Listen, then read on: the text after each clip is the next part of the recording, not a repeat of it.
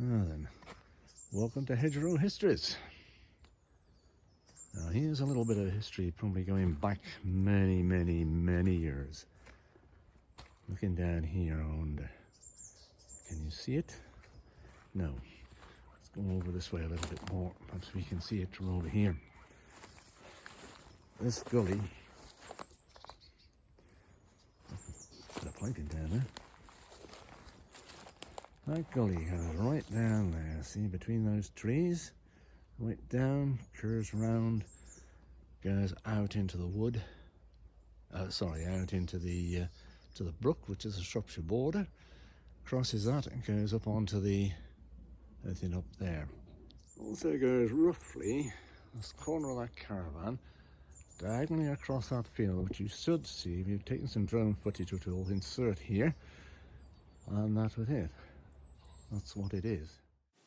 Right, this is the looking across the field, and if you look, you can see the outline of the track going up to that hedge line, and it swings right to the right of those horses, back up and joins Norgrose End Lane.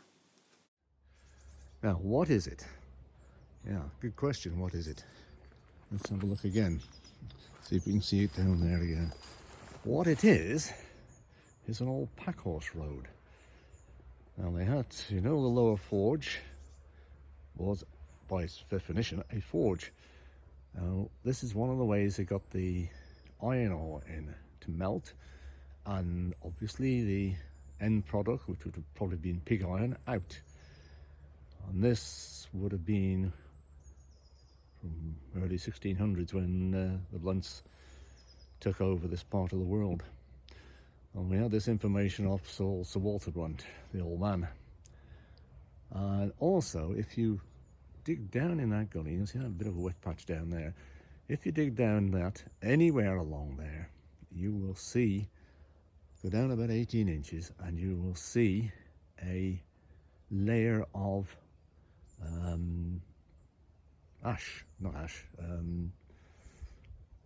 shale that was taken out of the furnaces where the iron ore had been melted and put on this road, obviously, to make a hard surface going down. If you go back far enough, I suppose this road could have been, use a bit of imagination and a bit of poetic license, you could say it could have even been used by the Romans, because this, you can follow this road through roughly on the map through to Soddington Hall, which was the Blunt's seat, original seat in the county, and there they reckon they found a brick making kiln of Roman origin. And if you go straight on north from here, which is sort of up towards Morley Hall and over, you will end up coming to Walltown Farm, where there was a Roman fort.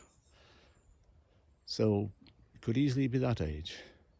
So there we are. That's a little bit of history. Okay, there's a bit more history here. About 20 years ago, we had a landslip here. Swing it round, as you can see, we're actually on the old railway track, and it started to slip from right out from the middle there, went down right the way, it was flowing down that gully down there, right down in there, flowing like a lava flow. And we put loads of soil down there to try and stabilise it and start to block it, and nothing had any effect. So we called an expert, Phil Price from Cloudstop. And he went down there, and we'll show you where that is in a minute. Right, when we got Phil down here, he examined the bank, which is right up there. And he said, I know what this is, it's a land drain. You know, that's a hell of a steep bank, a hell of a bank to put a land drain under. But as it turns out, after he got in here with his digger and dug all this out, took loads and loads of soil out of here that we put in here, he discovered it was a land drain. And dug it out, repiped it down into there somewhere, under that lot. But the interesting thing was, when he dug it out, And I covered the original drain, which was like two 2-inch pipes laid side by side, and a 1-inch and another 2-inch pipe on top of it. Where they put the sods, took the turf sods out and put them back on top of the original trench, there were still rushes, buttercups, lady smock, clover, thistles, all in flower. It was like opening a time capsule almost. And from that you could more or less say that when they put this railway through, would have been in about 1862 or 3, probably 1862 when they actually laid the track out.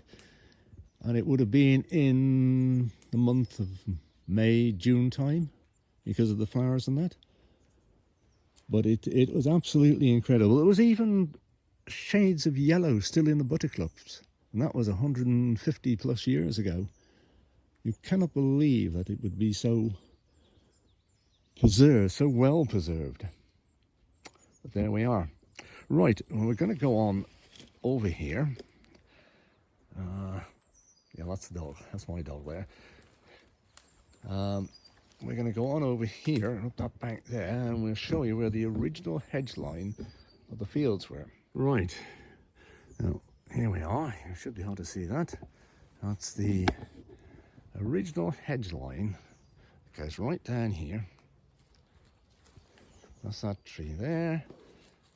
That's that birch tree right down into the bottom. And that goes up where that drain, I was just saying about that drain, that's where it comes out, and it would have joined the other field. And if we go further up here,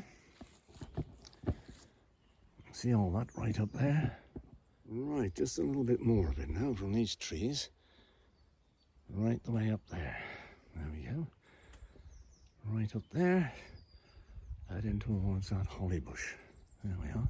Right, here we are now, nearly up the holly tree, and you can see quite plainly the ridge line there to the holly tree, whose ancestors were probably part of the original hedge, as were the nut trees here. They probably were as well. We'll go on a bit further around here and see what else we can find.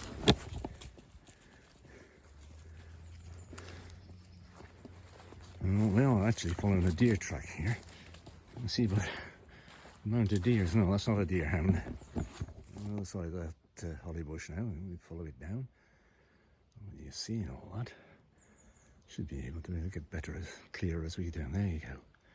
A lot clearer now as it goes down to those bow trees down there. There's an old crabapple tree. We'll just go and have a look at that. Right, now we're actually stood on the hedge line, looking down towards that old crabapple tree down there. There he is, lay down, rooting down. As I say, that could easily have been one of the originals about 150 odd years ago. All this woodland was clear felled in the First World War, so a lot of the hedgerow would have been, original hedgerow trees would have gone with it. So here we go. I'll just see if we can take you down here a little bit and see if we can see. Goes right down here. There we are. Crabapple tree, as you can see, it goes on down. You can still see it following the deer track actually through that lot. Down there, and down there. Let's have to come this side of the tree by the look of it. Oh, that's an old tree, look at that. And there's a good habitat for invertebrates and what have you. One good reason never to mess with this wood. Let's just leave it as it is. Beautiful. Beautiful. I'm back. I'm telling the dog to come behind me. Let's get down here. Stop for a minute. Right, this is the path, well, sorry, the hedgerow going straight down, right down into that bit of swampy bit down there, and it peters out, but it would have swung round roughly like that, going up towards those fir trees right up there. That will then join the hedge line of the next field. So there we have it. Another bit of history. 150, 60 years. Right, this is the old arch bridge. Wonderful piece of architecture. Look at that. That's treed granite. It'll have to be removed. And this is stonework. Brickwork isn't too bad. This wing was rebuilt in about, I think it was 1957, as I left school in 58, and I used to come down here. I used to walk up the railway line, get off the bridge at Prisley Bridge, walk down the railway line, and I remember them working on it when I was coming back from school. But that was renewed then. Let's go and have a little bit closer look and see what we can see. As it is, oh, look at those stone, that stone lintel thing there. God, marvellous. That was a new one. Pretty good copy. Well, new, comparatively new. There's a bit of damage to the brickwork now, as you can see. There. That's going to have to be taken down and renewed and pulled back in. We'll try and do that sometime during the summer, I think. There we go. We're down here. This one's pointing up a bit. Right down here. And the bridleway gate under here.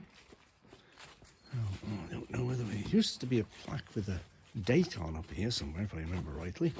I can't just remember where it was. Whoops. There we go.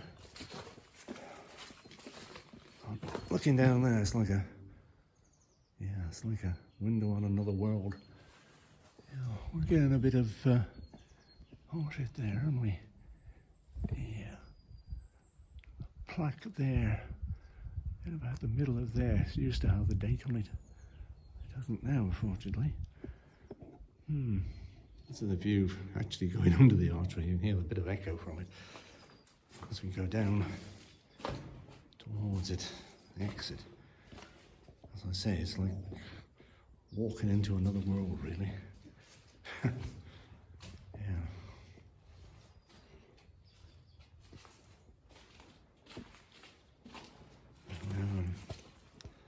For some reason or other, the wings here are weathered much better than they are the other way. Much better. Wonder if that one was renewed at some time or other. So it might have been. I wonder. There we go. Set the pheasants off anyway, if nothing else. And let's have a look at this one from the other side. Oh no, track very muddy, very wet at this time of year. Going down there. Yeah, here we are. That one doesn't look as though it's been messed with at all up there. But that does. There looks to be new stone put in, new brick rather, put in there, around there.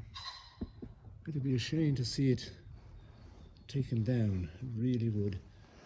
Almost want some preservation order put on it.